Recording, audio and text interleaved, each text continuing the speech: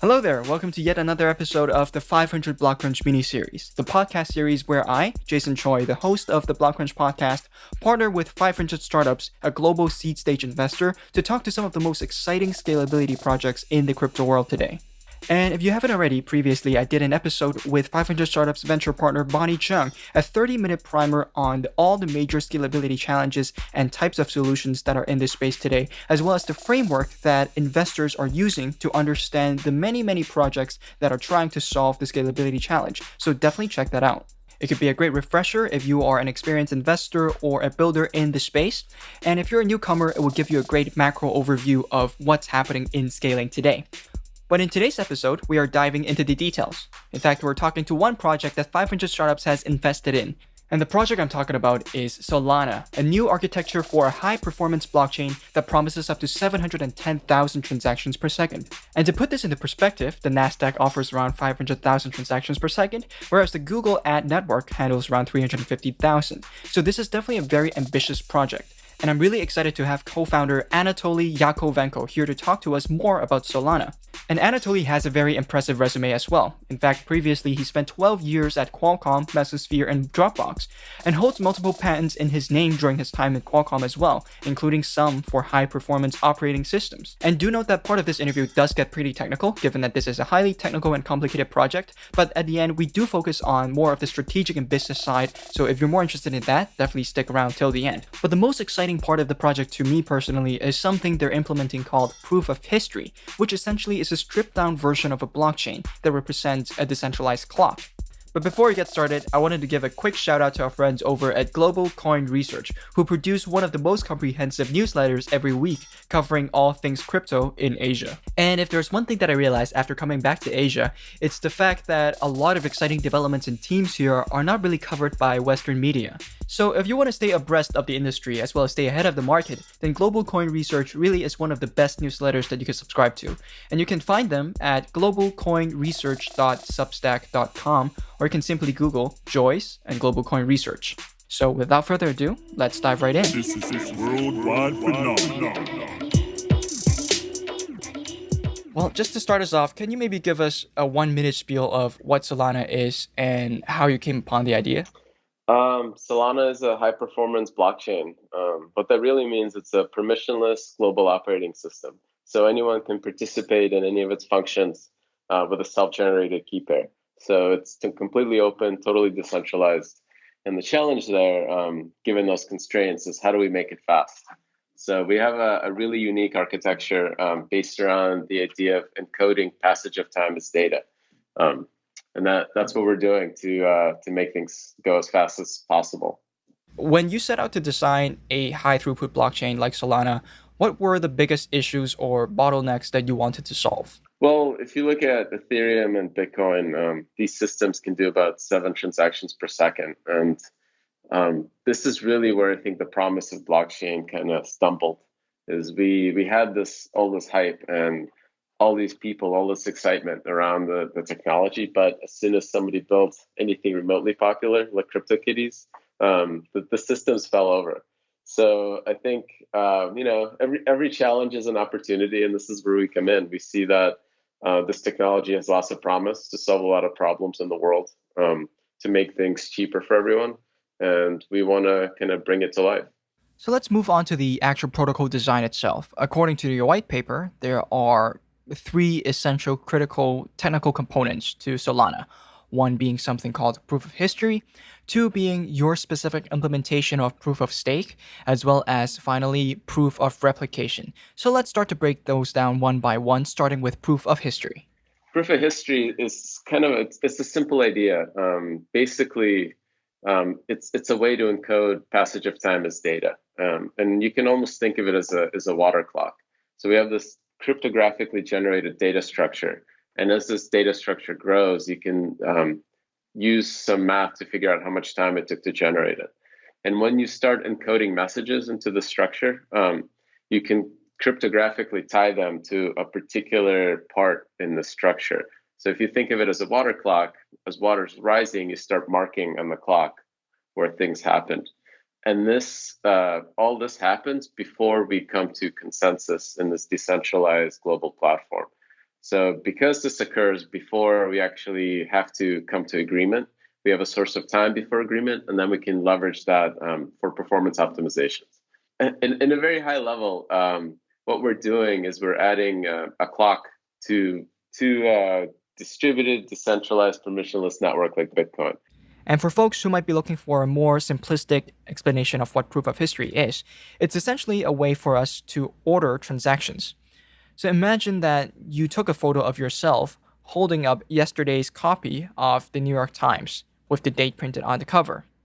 And today, this morning, New York Times went ahead, took that photo that you took yesterday, and printed out today's version of the New York Times with your photo plastered on the cover.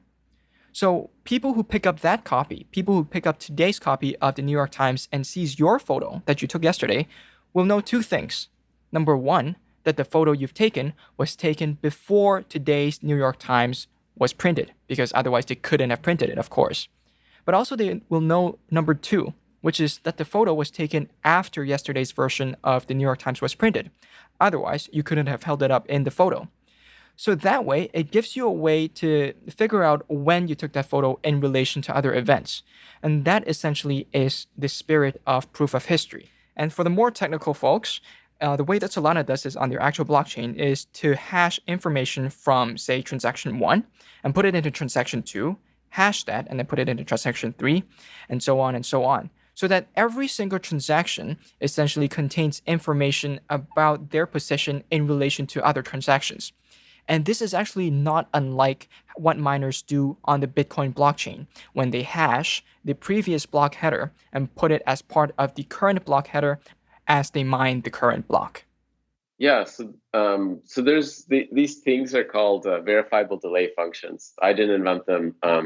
I kind of had too much coffee and looked at what Bitcoin was doing and figured the way I was thinking about it is that when you look at the Bitcoin data structure, you can kind of calculate how much electricity was spent to build it, because of how difficult it is to compute these blocks, solve the puzzle to create a block in Bitcoin.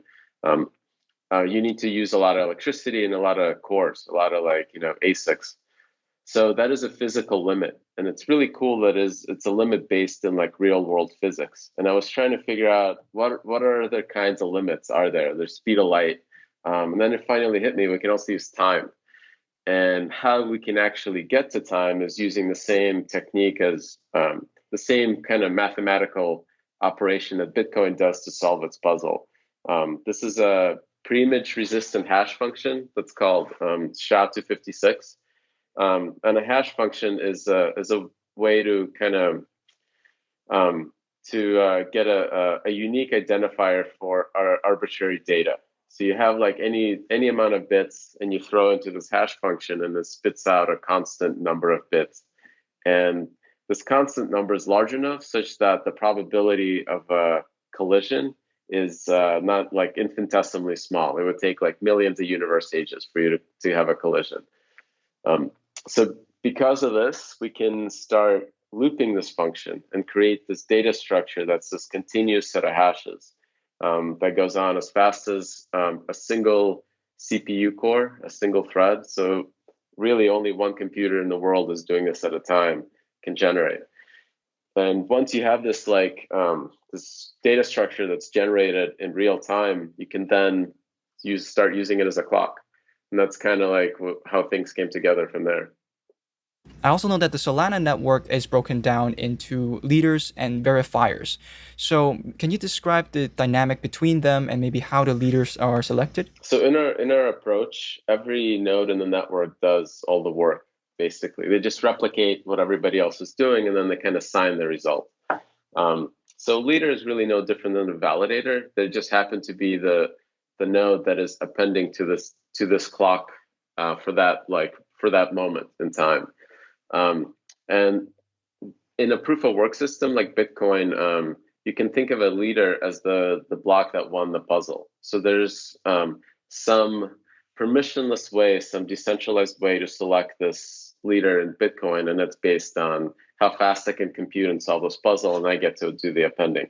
In our system, because we're not using proof of work, leaders are elected effectively randomly. And the randomness is generated using the same verifiable delay function technique, the same looping hash function. We simply take a bunch of signatures from all the validators and hash them together for 5 minutes, and that gives us a random seed from which we can use to order how everyone is going to rotate in this network and be the leader for a little bit of time. So just so I can make sure that our listeners are on the same page, essentially a leader is a node that's elected in some randomized fashion in the Solana blockchain to append to the blockchain, or in Solana terms, to generate a proof of history sequence. And after they generate that sequence, they then broadcast that solution to the rest of the network of verifiers, to individually verify that, okay, this sequence is valid, and that's why it can be appended.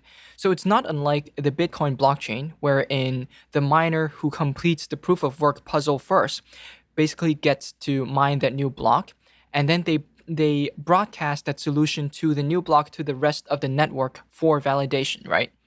Basically, yep. And that's true really about any robust blockchain. Everybody has to do all the work because you really never trust anyone else in the network. As soon as you start trusting somebody else, that's where you have these attack vectors and asymmetries. So for any blockchain that tries to skirt that, they're actually lowering security one way or the other. Mm-hmm. And I know you wrote on Reddit before that you believe sharding also shards the security of a system. Is that kind of why you didn't go for a sharding structure? Yeah, exactly. Also, just in distributed systems, if you talk to anyone that's been working on databases, sharding is the last thing you want to do. Because it's very difficult to make it work and to actually scale it in a practical network. In the end of the day, everything that we do is really interconnected. According to Facebook, we're 3 friends away from everyone else on their platform. While I may do a bunch of purchases in San Francisco, all those coffee shops buy their goods from everywhere else in the world. So within 1 or 2 hops, it becomes a very dense network. So to figure out a way to shard these networks, I think that in itself is an impossible problem to solve. That's really interesting because there are quite a lot of sharding projects in this space today. So we'll definitely talk more about kind of other high throughput projects and how Solana compares later. But I'm also curious, kind of going back to the point about electing leaders in the network of Solana, does a leader-based protocol have any idiosyncratic risk with it? For instance, if a leader is malicious, what type of things can they theoretically do to maybe censor transactions or undermine the network? And how do you protect against that? So that is a really good question because there's other systems that have different trade-offs. And I think this is really the important trade-off is when you have a single node that's appending, you're trusting that node to basically take all the transactions and fairly input them into the network.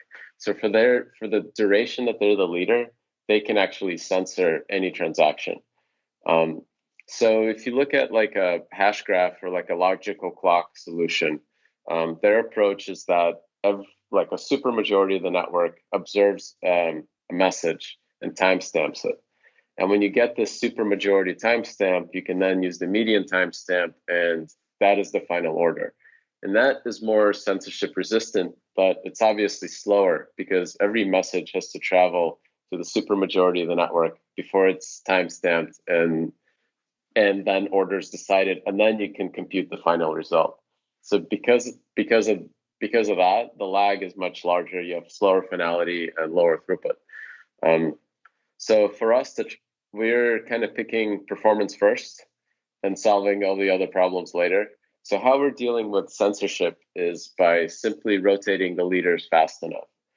So in Bitcoin, you can think of it as a leader is rotated every 10 minutes because the block is generated every 10 minutes. And those leaders are selected randomly. For us, we have this random seed that's generated that's resistant to manipulation. And based on that, leaders can be rotated fairly quickly such that the opportunities for censorship are very small. So we're actually planning on rotating much faster than Bitcoin. So we're thinking maybe a minute to 5 minutes. Mm-hmm. And how did you come with the 1 minute number? Is it more of an arbitrary number, or did you guys run tests for what's the best time for that? So, I mean, because of the censorship problem, we would love it to be as small as possible, but then you also start having performance issues there because of the synchronization involved in switching leaders. So we would like to make it as small as possible without having performance impact. So 1 minute seems to work in our current deployment. That may change later, so we'll see. And you also mentioned finality just now, so I wanted to dive deeper into that as well. And for our listeners at home, finality is essentially the guarantee that transactions on a blockchain are confirmed and cannot be changed. And for Solana, you are using something called Avalanche to keep the finality time scaling efficiently or logarithmically. So I'm curious, can you kind of describe your approach to Avalanche? Sure. So there's another project called Avalanche. We're totally not related. We actually picked the name because this was a surf spot that Greg and I lived in front of in San Diego. Oh, Greg wow. is my CTO. So it was like a fast, hard break. And Avalanche seemed like an appropriate name for this technique. So what we're doing, what Avalanche is, it's really fundamentally very close to what BitTorrent does. It's this technique called bandwidth multiplication. Um, I don't know if everyone calls it that, but that's what I heard it called before. So how you can think of it is that instead of sending all the data to each individual node one by one, we send a small bit of the data to all the nodes, and those nodes then exchange all the little parts of this data structure and recombine it. And because proof of history is this cryptographic hash function, order is cryptographically guaranteed. There's no way for you to like put these pieces out of order. And because it's also a proof of time passing, nodes that receive this data structure after many hops, like sometime later, they reconstruct this whole thing and they can actually trust the time and order of events in this structure without witnessing them directly. So because I finally received this record of time passing along with all the messages that are encoded in this data structure, I don't actually have to be in the loop and witness them directly, right? I can just simply derive when they happened because I have a cryptographic version of time. And based on that technique, nodes don't actually have to talk to each other what about synchronization and order or time even. So they don't use their local clock. They simply derive their source of time from this data structure directly. I also know that in the proof of stake model that you guys have, you also introduced this slashing mechanism. So can you talk about what type of behaviors this slashing mechanism is designed to kind of punish? So simply slashing, again, not a technique we invented. Slashing is a technique for punishing proof of stake validators that vote on a malicious branch, or they're trying to create a separate branch of the network. So this whole like consensus thing is all about coming to agreement on a single source of truth. And it's very easy for somebody in a proof of stake model to take a copy of the ledger and start creating their own version that's outside of the protocol. And this proof of stake consensus ensures that when I submit my signature, I am guaranteeing that this is the only source of truth that I'm voting for, or you can destroy my tokens. So I'm making effectively a bet with my tokens that I will never vote for any other branch. So if somebody can prove that I voted on another branch, which means I signed a cryptographic message that is the signature of the state that is for a branch that doesn't exist or in this network, right? Like basically, if I use my tokens to sign on a malicious kind of like a branch, somebody can present this message to our network, to the real one, and my tokens will be destroyed. When it comes to the destruction of those tokens, who in essence make that decision, or is it kind of hard coded into the rules of the protocol itself? It's effectively hard coded into the rules of the protocol because when all the other validators see this message, they simply remove the tokens from the staking pool of the offending node, and they sign the state as if that happened, right? So then that becomes the new source of truth. We're not actually 100% sold on slashing. Another approach is simply called freezing, very similar to slashing, but we simply lock your tokens for a year or something like that. So it's a little bit less destructive than slashing, but it allows still for prevention of these duplicate votes. There's also an important concept in Solana called replicators. And so can you explain kind of what are replicators and why are they important to the network? If we, if we hit full capacity, that's 1 gigabit of data per second. That is actually 4 petabytes of data a year, roughly. It's quite a lot of data. So it has to go somewhere. If we were like a central network, we could simply store it, and storage is actually fairly cheap. It's like 150,000 to deploy a petabyte. So it's not, if we're actually at capacity, the network should be making enough revenue to pay for it. But we really want decentralized permissionless networks. So we don't want anyone in the network to have to host this entire large data set. So replicators provide proof of replicating this global data set. And because of our approach to keeping track of time, we can actually do a very fast to verify streaming proof of replication. So this is an optimization for storing a global data structure that everyone's aware of in such a way that when you verify these proofs, you can stream all of them at the same time and use very little space during verification. So this actually allows us to scale a peer-to-peer distributed ledger that's still cryptographically verified to be there by the network itself. And if I'm not mistaken, I think Filecoin did something very similar called a proof of replication before. So are they like an inspiration here, or? Yeah, our approach is definitely based on Filecoins, but the optimization that we're able to make is that we have a source of time that we can, a source of time that's kind of cryptographically trusted versus a central source of time or a local source of time.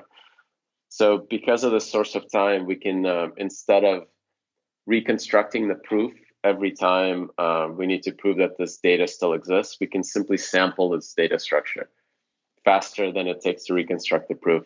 And because these samples are proven to have occurred at a particular moment in time, we then don't have to do the exact same work for every proof. So we can just make it a lot cheaper.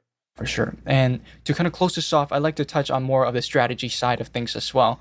And given that there are a few high throughput blockchains out there, some of them dealing with sharding as well. So what is Solana doing to differentiate itself? Do you think this is a winner take all game? I think honestly, I think there might be some applications that work really well with sharding. We'll see. So I think Lightning, you can think of Lightning Network as a very kind of small, fine-grained sharding solution, because for that Lightning channel, you're creating a little shard that's got a little bit of collateral that you and I can talk through. And there's some interesting applications there. So we'll see what happens. I think from our perspective, we want to focus on highest security, highest performance. And I think there's a lot of applications that actually need that to succeed in this decentralized world. So those are the applications we're targeting, and that's kind of like what we're going after first. So you don't think it's a winner takes all game where the best high throughput blockchain will be the only winner that accrues most of the value? I think it's just too hard to do that. The world is too big. I think for us in the United States, it would be very hard to compete with like a project in China that's serving the needs of the companies building stuff there. So I think just because of how big the global economy is, I don't think it'll be possible for it to be a winner-take-all market for a long time. There might be eventually some set of blockchains that kind of fit a niche so well that no one else can compete with them in that particular space.